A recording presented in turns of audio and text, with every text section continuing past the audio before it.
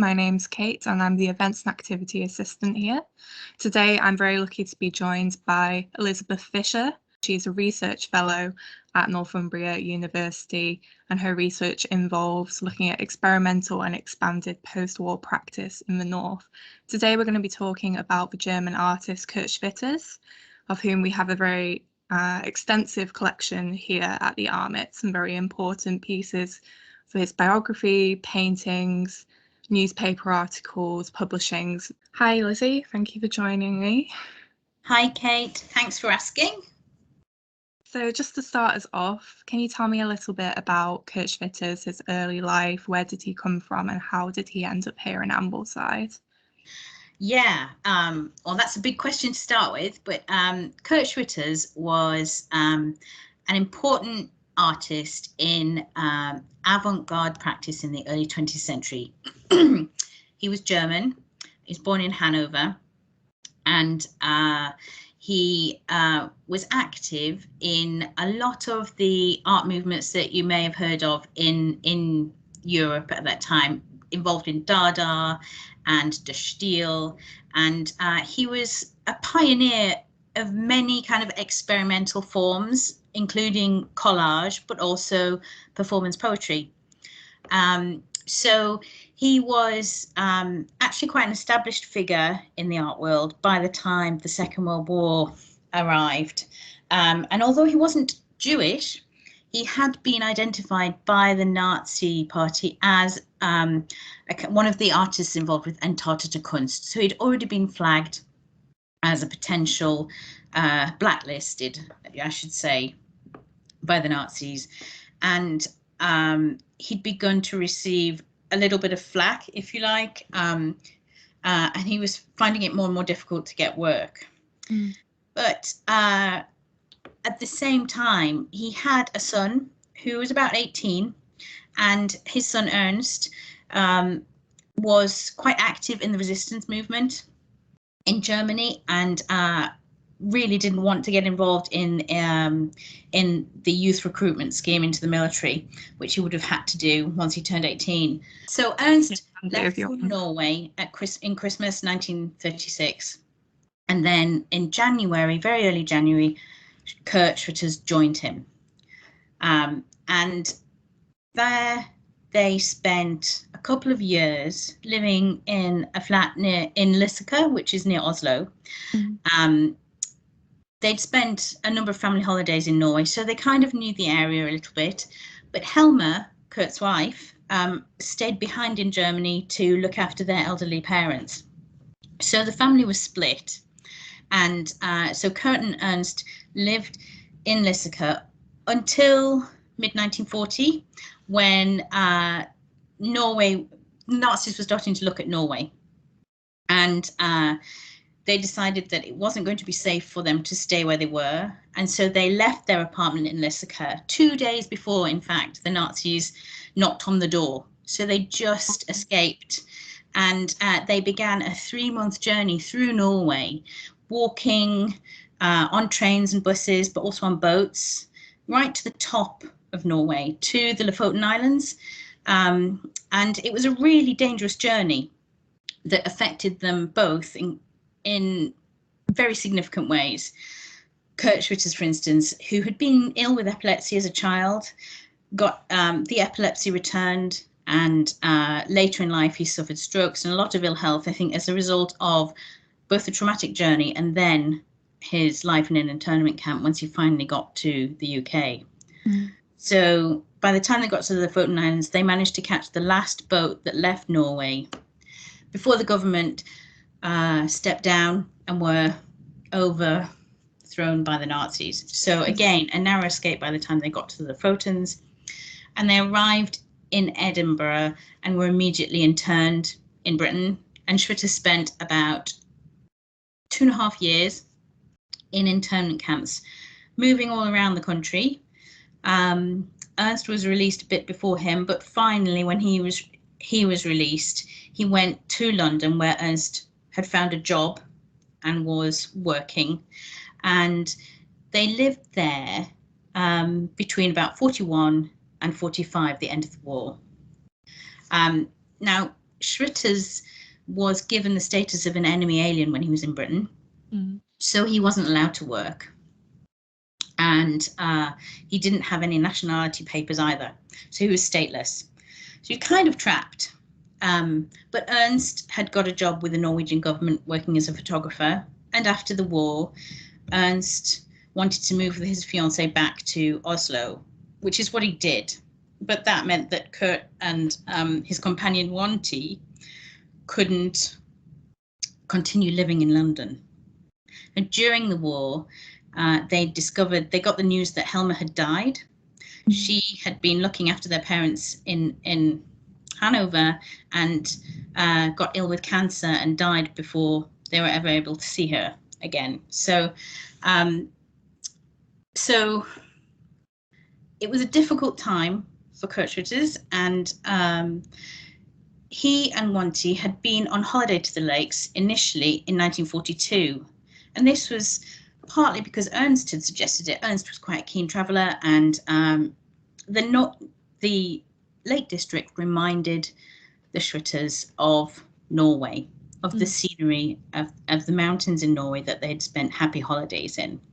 So initially they went up to the lakes on holiday in 1942, and they came back in 1944 with Ernst and his fiancée.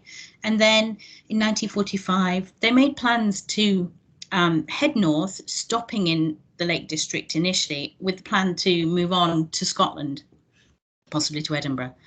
But things changed when they found a place to live in Ambleside, and Schwitters quickly realised that actually this was going to be a great place for him to just settle and live a quiet life and concentrate on his work. So you mentioned this shift in his work after he got to the Lake District. Was that a response to his surroundings? What exactly was this shift? Can you just explain it a little bit more? Yeah.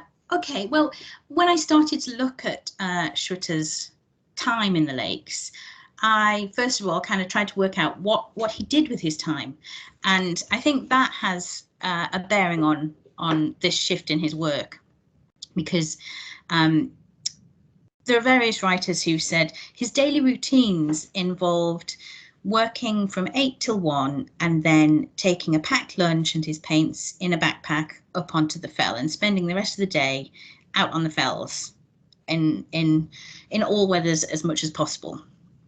And so he would have this daily routine, and that was partly driven by the fact that their first landlady, when they got to Ambleside, was very strict. She had a white carpet, and she insisted that they rented the room in the attic, so up 2 flights of stairs, and she made a rule where they could only go up and down the stairs 3 times a day. So they had to limit how many times they went up and down stairs, and that's partly why they divided their day in such a regular fashion, to avoid the anger or irritation of their landlady. Eventually, that was when they were living right at the foot of one's fell. Eventually, they actually moved to a place a bit more central in Ambleside, and a bit more forgiving, where their landlord allowed Kurt to store his paintings on the floor, in the attic, and all over the place. But he was more oblivious to the fact that it was artwork that Kurt Schwitters was spreading on the floor, not just rubbish. So sometimes they'd get trampled on. But on the whole, they did make some friends in Ambleside, and I can talk about that a little bit later. But so they were spending all the time they could, going for walks out on the fells and gathering materials, as well as Schwitters always did.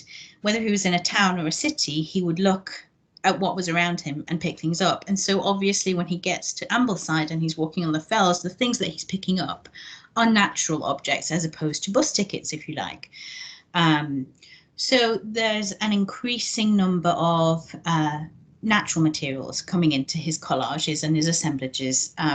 Stones, sheep bones, bits of wood, feathers, shells from beaches, and that sort of thing. So he's gathering materials. That's one element of it. But also he had started painting landscapes in Norway, and this continued in England and more so in the lakes. So overall, that period, the last 2 years in the lakes, was incredibly prolific. If you think about what he did in the years prior to that in Norway, let's say, he was making about 200 works a year. But in the Lake District, he made over 540 pieces, and about 60 of these involved landscape subjects. So drawings and paintings of the landscapes around Ambleside. Mostly they were landscapes that he could walk to or get to on the bus. But they did explore quite extensively the landscapes in the area.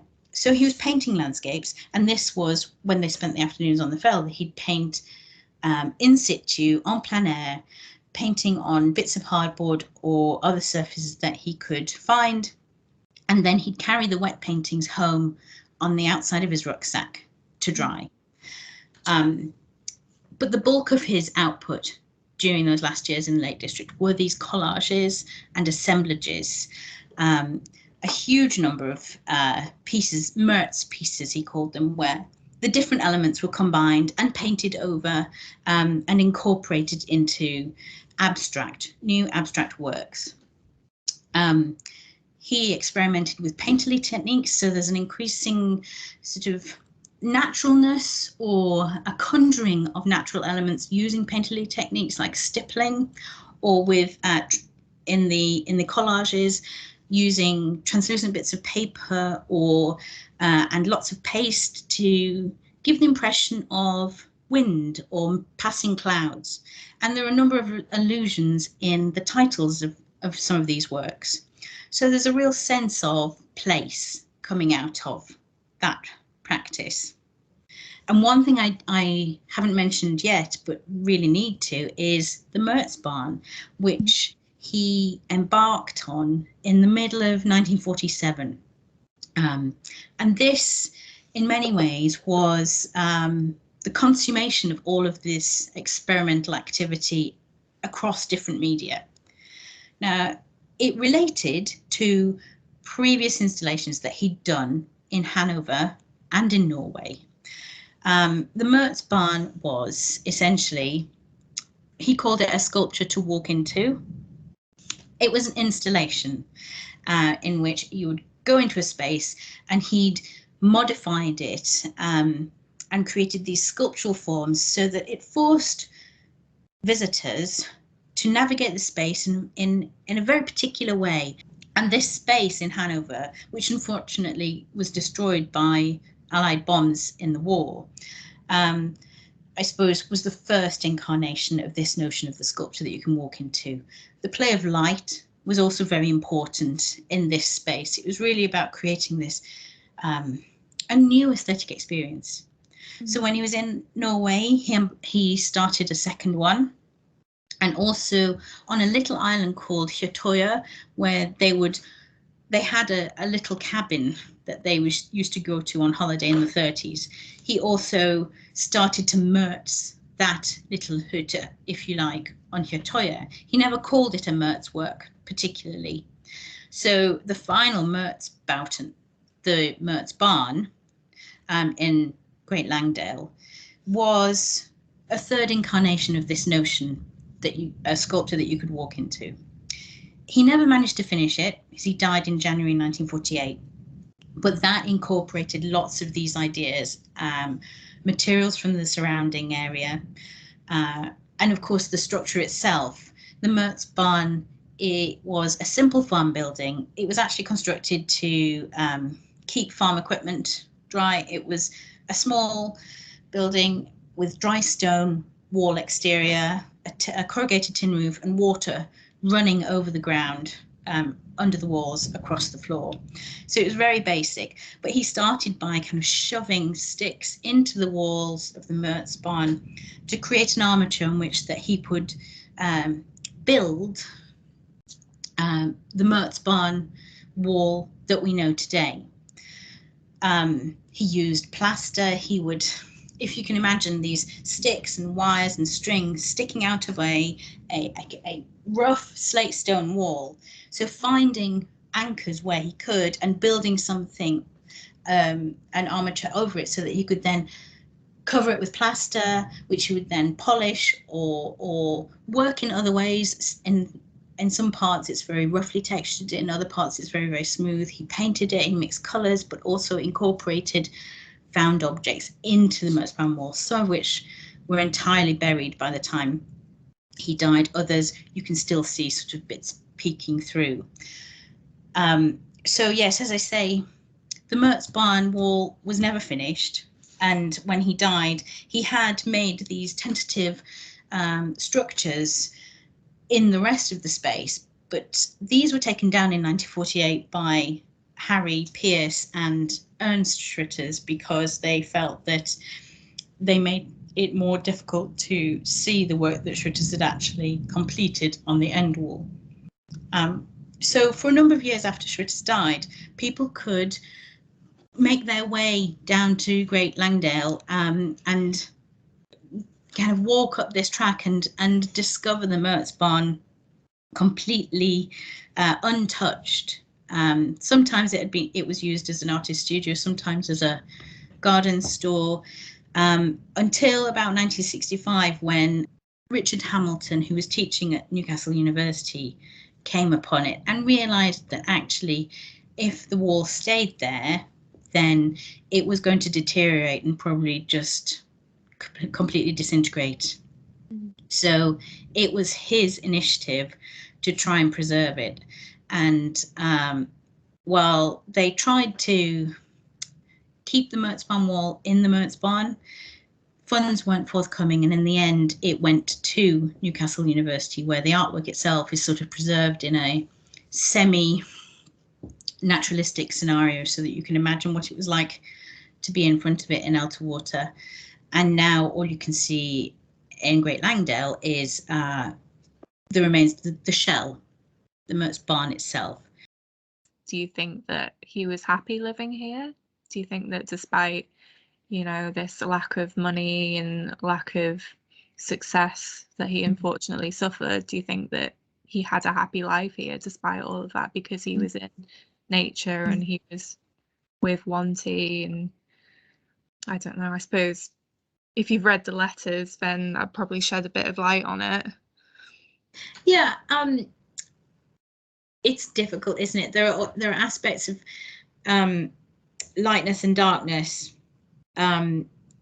He was very sad about the trauma that had happened to him, the loss of Helma, and the fact that he didn't have a home he could go back to anymore in Germany, whether he wanted to or not. So there was this massive sense of loss and dislocation that he bore. But Wanty, as you mentioned, his companion, he met in London and they became firm companions. She travelled with him and lived with him in the Lake District, and she became his nurse, his rock, the person who kept him going. And that friendship, I think, sustained him. And being in a beautiful place was also part of the happier side of that time of his life. And Wanty did say that for a long time he was the happiest he'd been for a very long time in the Lake District. So there's a level of contentment that he finds there, because he's able to work and focus on his work and do very little else, and not be concerned as much with the necessity to clean or to make money or to, I suppose, deal with all the pressures of living in London. He did, however, he was actively trying to connect with old friends and members of his network from his time in Germany. So he was writing to people like Raoul Hausmann and developing projects with them and connecting with other friends who'd left Germany and were now all across the world, in America and in Sweden and other places in Europe. And these connections also brought him joy, because he realized that he was still recognized and appreciated by his wider network. And MoMA was talking to him about a show, and there were other plans afoot for major exhibitions that would have elevated his status. But he did find when he came to England that British audiences weren't really familiar with the European avant-garde, with the work that he was making. They found it quite difficult. And so his first show in London didn't sell anything. And that was a bit of a disappointment to him, although Herbert Reed recognized that he was an important artist. So it's like there were these little glimmers of hope for him, in this sense that some few people recognized and valued what he was doing. But he always said that he would never be known in his lifetime. He knew that after he died, people would recognize how important he was. And he had this sense of, he understood that what he was doing was important and they had to carry on. There was no question of that. He knew what he was doing was important and the right thing. And even some people around him in Ambleside recognized this. A few of his friends who helped him, like Dr. Johnson, whose portrait you have at the Armitt, but also another German artist called Hilda Goldschmidt. So Hilda Goldschmidt was a German artist who was living on the Langdale estate over the road from Cylinders, and she had seen a work by Schwitters in a window in Ambleside and couldn't believe it, because she had studied in Germany under Oskar Kokoschka and knew who Kurt Schwitters was and how important he was. So there were people who understood and valued him. It just wasn't widespread, if you like.